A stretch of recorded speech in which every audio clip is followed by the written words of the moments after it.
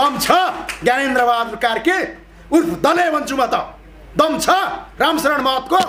लाऊ पढेर देखाऊ, नेपाली जनताका अगाडि पढेर देखाऊ। हामी गलत पनि भन्दैनौँ, सही पनि भन्दैनौँ, तर पढेर देखाऊ।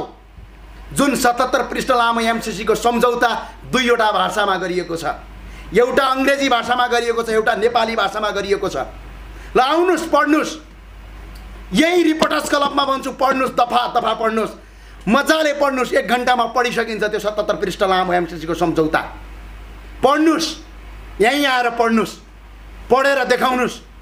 त्यो दम छ लुकेर पास गर्ने। यो देश तपाईहरुलाई आर्जिया हो। ज्ञानेन्द्र बहादुर कार्कीको के योगदान छ यो देश आर्जिनमा? आज यो देशलाई धराशयी गर्नलाई यसरी अगाडि बढ्ने। कहाँ छौ कांग्रेसका गगन कुमार थापा उर्फ गगने?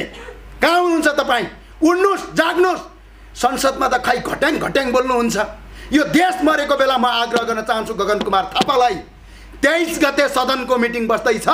गगन कुमार थापाले नेपाली जनताको प्रतिनिधित्व गरी एमसीसी को विरुद्धमा आवाज उठाउनेछन् भन्ने कुरामा म विश्वास दिलाउन चाहन्छु र आग्रह गर्न चाहन्छु संसदमा बोल्नुहोस्। यदि त्यो दिन संसदमा तपाईले बोल्नु भएन भने नेपालको 1 नम्बर दलाल तपाई ठहरिनुहुन्छ यो ढोक्कका साथ। एमसीसी यति दानी छ यो अमेरिका। यो दानी हो। अफगानिस्तानमा दानी गरेन, 50 लाख मान्छे विस्थापित गर्यो।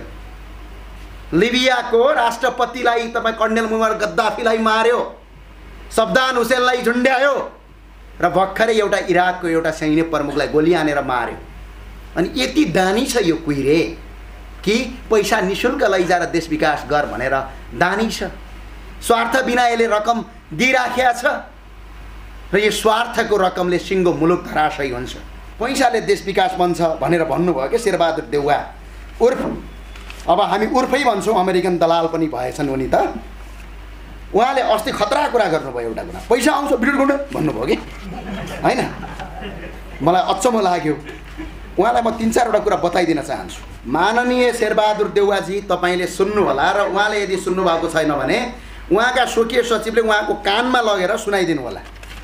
मज्जाले सुनाउनुस्। समय छैन भने पनि घाँटी समातेर सुनाउनुस् उहाँलाई। अमेरिकाले 20 खर्ब अमेरिकी डलर खर्च गर्यो अफगानिस्तानमा। तपाईको प्यारो अमेरिका शेरबहादुर देउवाजी, प्रधानमन्त्री भन्न पनि लाज लागिसक्यो।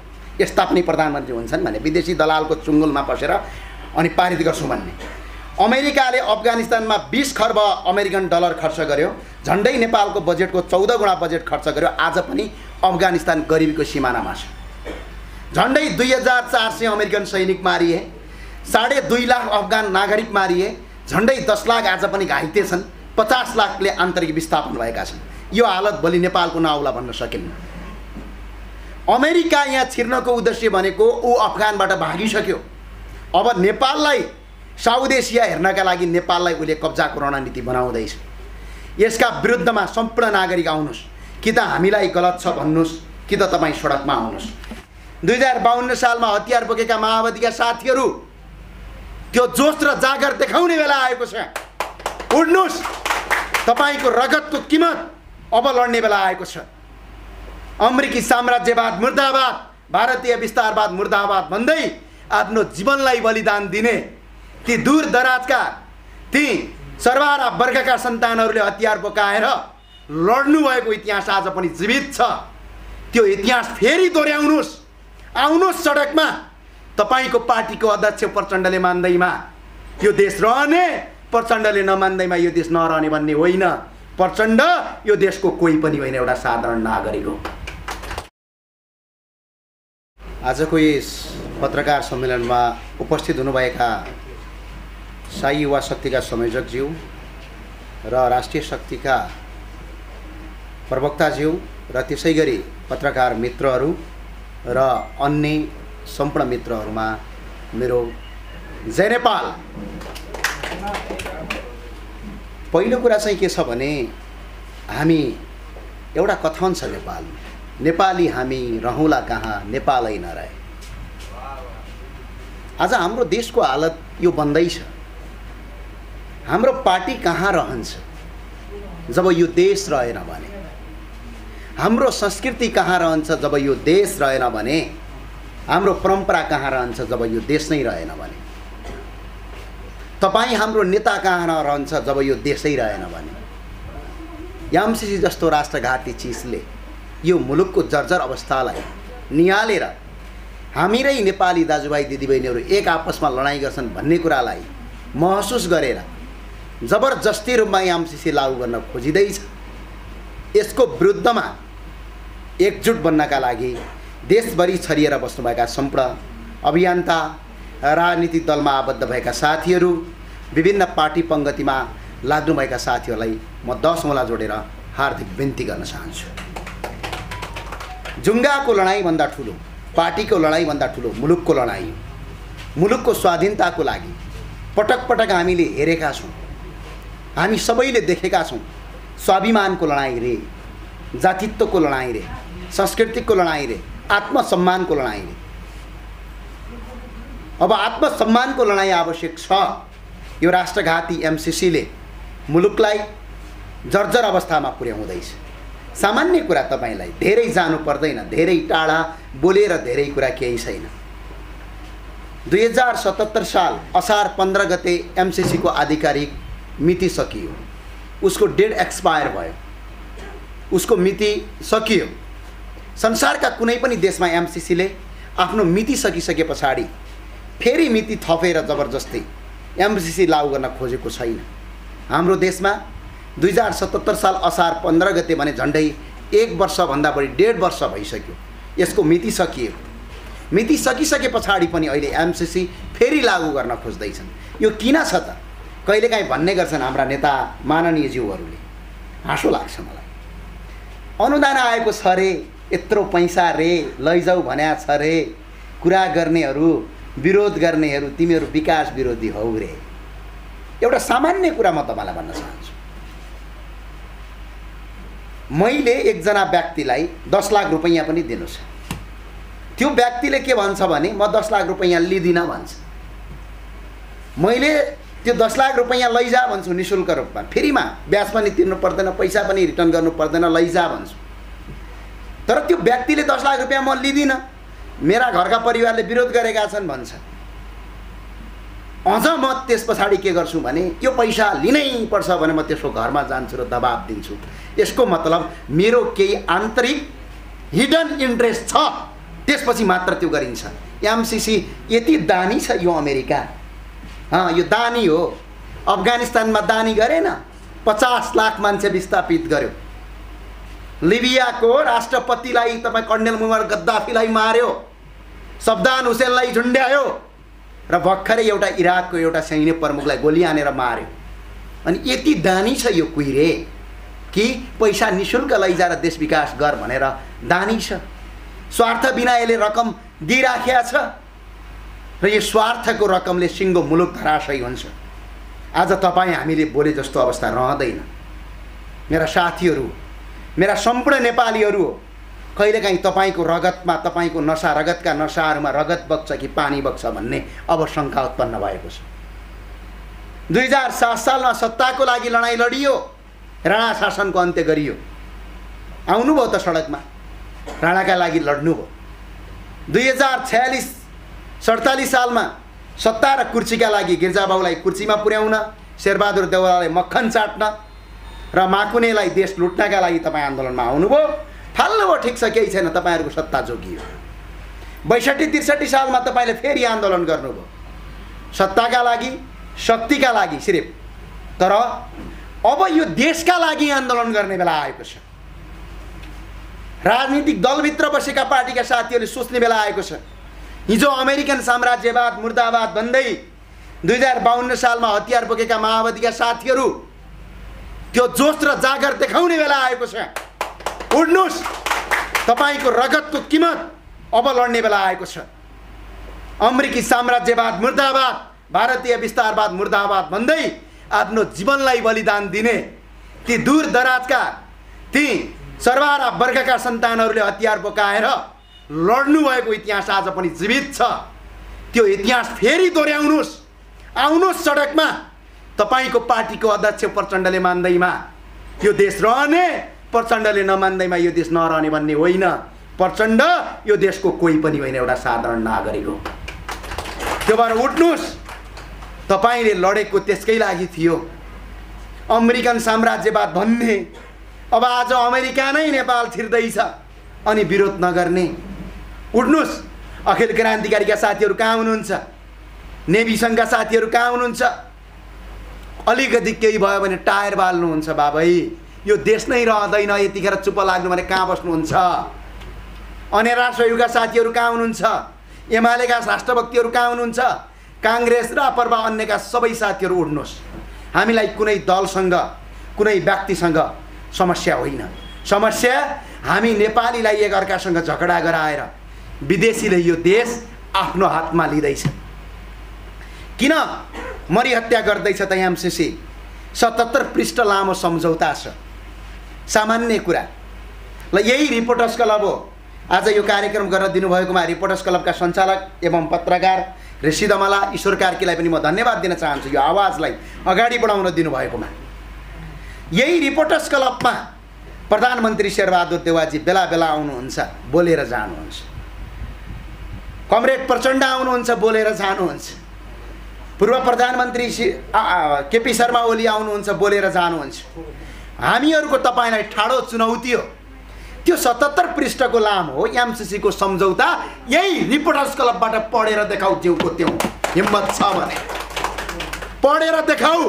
नेपालका 2 करोड नागरिकले नेपाली बुझ्दछन्, केही सुकिल्ला मुकिल्लाले इङ्ग्लिस बुझ्लान्, तर 2 करोड नागरिकले नेपाली बुझ्दछन्।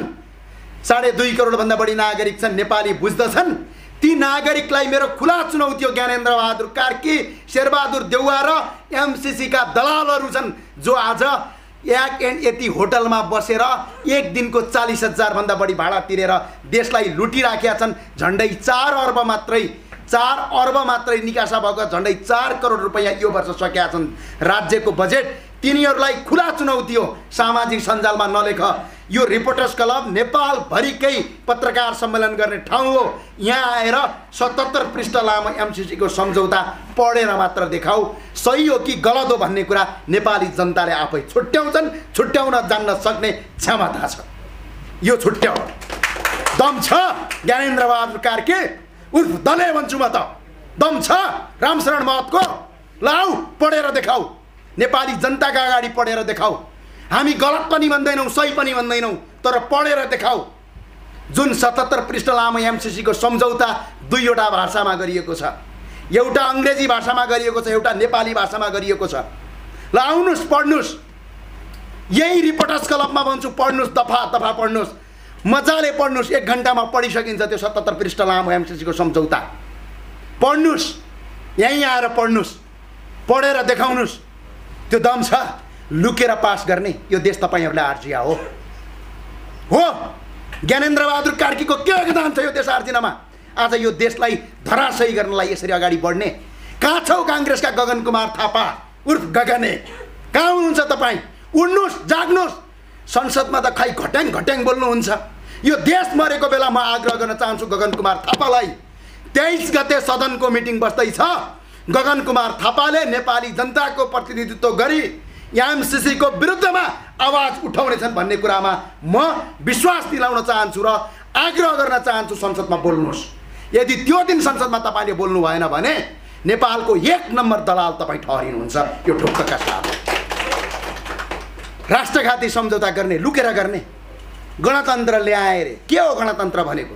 सदन भने के हो? हामीले पढेका छैन। के हुन्छ सदनको कुरा? सांसदको काम के हो? सांसदको काम मन्त्री भट्काउने हो, उखान टुक्का भन्ने हो। सांसदको काम विधान नीति नियमलाई जनता कहाँ लिने हो।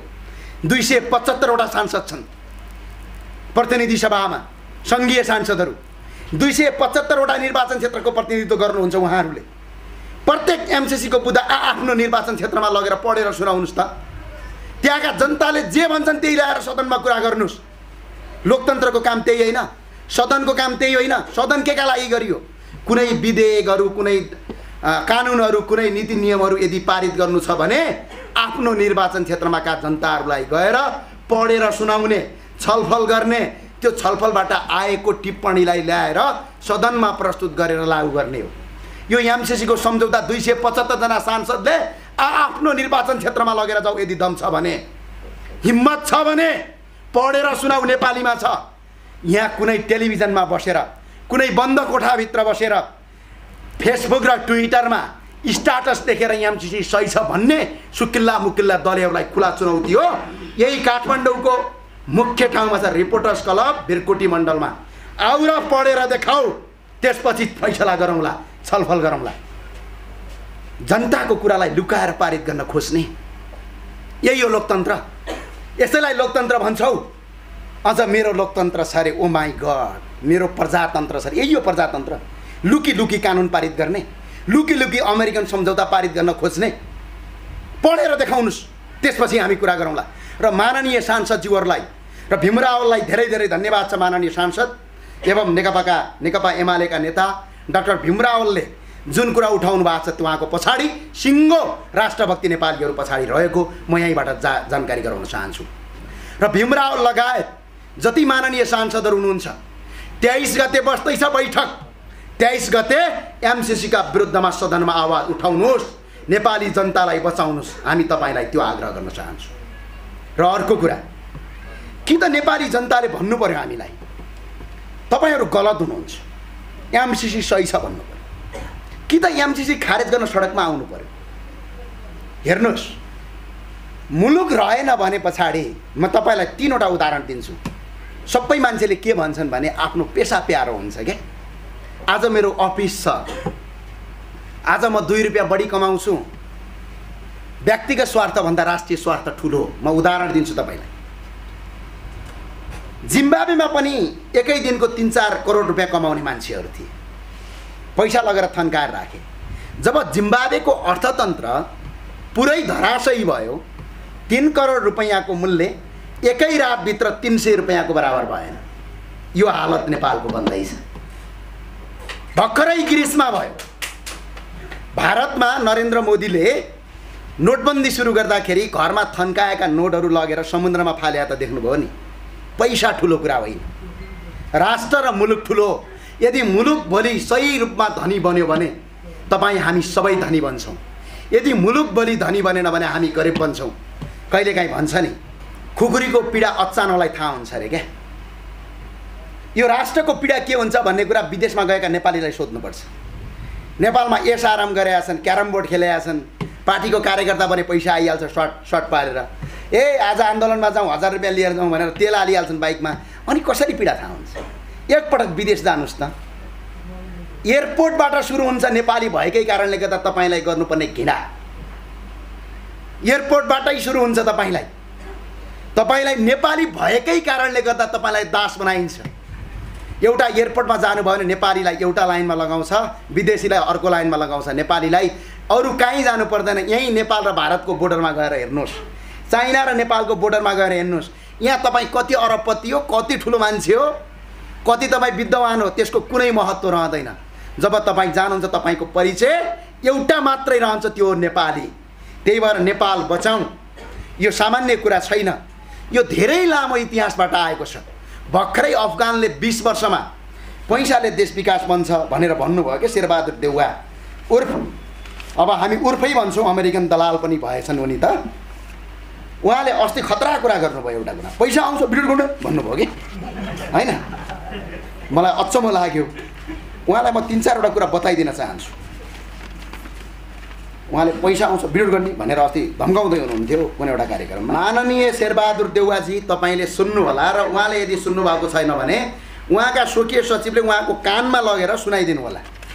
मजाले सुनाउनुहोस्, समय छैन भने पनि घाँटी समातेर सुनाउनुहोस् उहाँलाई। अमेरिकाले 20 खर्ब अमेरिकी डलर खर्च गर्यो अफगानिस्तान। तपाईँको प्यारो अमेरिका शेरबहादुर देउवाजी, प्रधानमन्त्री भन्न पनि लाज लागिसक्यो। यस्ता पनि प्रधानमन्त्री हुन्छन् भने विदेशी दलालको चुङ्गलमा पसेर अनि पारित गर्छौँ भन्ने। अमेरिकाले अफगानिस्तानमा 20 खर्ब अमेरिकन डलर खर्च गर्यो, झन्डै नेपालको बजेटको 14 गुणा बजेट खर्च गर्यो। आज पनि अफगानिस्तान गरिबीको सिमानामा छ।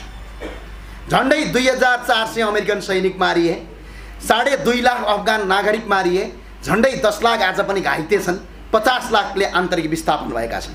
यो हालत भोलि नेपालको नआउला भन्न सकिन्न। अमेरिका यहाँ छिर्नको उद्देश्य भनेको ऊ अफगानबाट भागिसक्यो। अब नेपाललाई साउथ एसिया हेर्नका लागि नेपाललाई उसले कब्जाको रणनीति बनाउँदैछ। यसका विरुद्धमा सम्पूर्ण नागरिक आउनुहोस्, कि त हामीलाई गलत छ भन्नुहोस्, कि त तपाईँ सडकमा आउनुहोस्। र अर्को कुरा छ, एमसिसी विरुद्धका संयुक्त आन्दोलनहरू सुरु भएका छन् र यो आन्दोलन हामी घोषणा गर्न गइरहेछौँ। सबै साथीहरूले यसलाई स्वागत गरिदिनु होला। यही भाद्र 22 गते दिउँसो 2:30 बजे प्रदेश नम्बर 1 को सुनसरीको इटहरी चोकमा एउटा आमसभा हुनेछ। यसका लागि सुनसरी, इटहरी, मोरङ लगायतका सप्तरी, सिराहा लगायतका आसपासका क्षेत्रका साथीहरूले दिउँसो 2:30 बजे इटहरी चोक सुनसरीमा आमसभा हुनेछ। एमसिसीका विरुद्धमा तपाईँ उपस्थित हुनका लागि म हार्दिक अनुरोध गर्दछु। त्यस्तै गरी भाद्र 22 गते दिउँसो 2:30 बजे प्रदेश नम्बर 2 को महोत्तरीको बर्दिवासको चोकमा कार्यक्रम हुनेछ। यसका लागि बर्दिवास र आसपासका क्षेत्रका साथीहरू एमसिसी विरुद्धको कार्यक्रममा सहभागी बन्दिन म हार्दिक अनुरोध गर्दछु। त्यसै गरी भाद्र 22 गते दिउँसो 2:30 बजे प्रदेश नम्बर 3 यानी कि बागमती प्रदेशको 24 कोटी चितवनको भरतपुरमा कार्यक्रम हुँदैछ। मकवानपुर, चितवन, 4 नम्बरको नवलपुरका साथीहरू त्यहाँ उपस्थित हुनका लागि र यो राष्ट्रघाती एमसिसीको विरोध गर्नका लागि हामी हार्दिक अपिल गर्दछौँ। त्यसै गरी भाद्र 22 गते दिउँसो 2:30 बजे प्रदेश नम्बर 4 यानी कि गण्डकी प्रदेशको खैरेनी टार तनहुमा कार्यक्रम हुँदैछ। आसपासका क्षेत्रका साथीहरू विरोधका लागि उपस्थित बन्न हार्दिक अनुरोध गर्दछु। त्यसै गरी भाद्र 22 गते दिउँसो 2:30 बजे प्रदेश नम्बर 5 यानी कि लुम्बिनी प्रदेशको बाँकेको कोहलपुर चौराहामा कार्यक्रम हुँदैछ। यसका लागि उपस्थित बन्दिन म सम्पूर्ण कोहलपुरवासी, बाँके, बर्दियाका साथीहरू र 5 नम्बरका साथीहरूलाई हार्दिक अपिल गर्दछु। त्यस्तै गरी भाद्र 22 गते दिउँसो 2:30 बजे प्रदेश नम्बर 6 यानी कि कर्णाली प्रदेशको वीरेन्द्रनगर सुर्खेतमा कार्यक्रम हुँदैछ। सुर्खेतको वीरेन्द्र चोक लगायत सुर्खेत बजारमा बृहत आमसभा हुँदैछ। उपस्थितका लागि सम्पूर्ण साथीहरू आइदिन हुन र एमसिसी राष्ट्रघातीको विरुद्ध उभिदिन हुन अनुरोध गर्दछु। त्यसै गरी भाद्र 22 गते दिउँसो 2:30 बजे प्रदेश नम्बर 7 यानी कि सुदूरपश्चिम प्रदेशको धनगढीको चौराहामा, कैलालीको धनगढीको चौराहामा कार्यक्रम हुँदैछ। कार्यक्रमका लागि उपस्थित भइदिन हुन हार्दिक अनुरोध गर्दछौँ। त्यसै गरी काठमाडौँ उपत्यकामा भोलि भाद्र 22 गते दिउँसो 4:30 बजे ललितपुर महानगरपालिकाको लगनखेल बस पार्कमा बृहत आमसभा हुँदैछ। उपस्थितका लागि उपत्यकाभरिका राष्ट्रव्यापी साथीहरूलाई हार्दिक अपिल गर्दछु। म एउटा कुरा जाँदै भन्न चाहन्छु, हिम्मत छ शेरबहादुर देउवाजीको। एमसिसीको विरुद्धमा बोलेपछि रे पक्राउ गर्ने रे, भारतीय प्रधानमन्त्री नरेन्द्र मोदीको विरुद्धमा टिप्पणी गर्न नपाइने रे। ल, एमसिसीको विरुद्धमा हामीले बोल्यौँ, दम छ भने छोएर देखाऊ, हिम्मत छ भने हामी एमसिसीका विरुद्धमा जहिले पनि बोल्छौँ। जबसम्म एमसिसीका बुदाहरू संशोधन हुँदैनन् तबसम्म बोल्छौँ। यो कुनै सामान्य कुरा होइन। राष्ट्रघाती गरेर देश तपाईँले बेच्ने, तपाईँहरूले देश बेच्न पाउने, हामीले देश किन बेच्यौ भनेर बोल्न नपाउने, यस्तो पनि हुन्छ।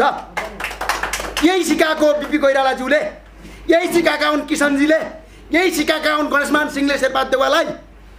खुला चुनौती हो एमसिसीको विरोध। तपाईँको घर अगाडि र तपाईँको प्रधानमन्त्री कार्यालय अगाडि गर्छौँ।